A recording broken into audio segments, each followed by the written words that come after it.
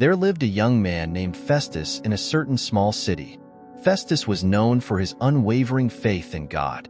He was always ready, giving a comforting word or a helping hand to anyone. One summer, the city faced an unprecedented drought. The rivers and water sources dried up, crops started to wither, and the people began to lose hope. Some people were already nursing the idea of migrating out of the city. However, Festus remained steadfast. Every morning before daybreak, he goes to the city center to pray. One particular evening, the men and women gathered in the neighborhood, discussing the dire situation. Festus approached them. "We must not lose faith," he said. "We must come together and pray, for God will hear us. With God all things are possible." Many of them were skeptical while few believed him. That evening, many gathered in the various locations in the city, united in prayer. The sound of their voices rose into the twilight. Days passed, and the drought showed no signs of relenting. The people began to despair once more. Festus, sensing their growing hopelessness, invited them to his home. He told them stories of God's faithfulness to him in time past and times when his faith had carried him through even the darkest days.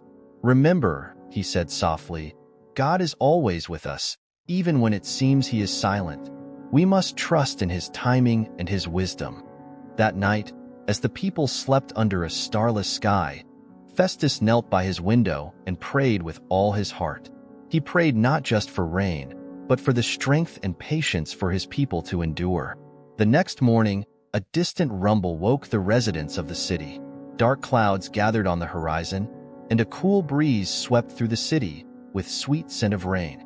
The first drops fell, at first, then more steadily, until a heavy downpour soaked the parched earth. Tears of joy mingled with the rain as the people rejoiced. They ran to Festus' house, lifting him onto their shoulders, their hearts overflowing with gratitude. As Festus looked up at the sky, he smiled and spoke the words that had sustained his throughout his life. "God is our refuge and strength, a very present help in trouble."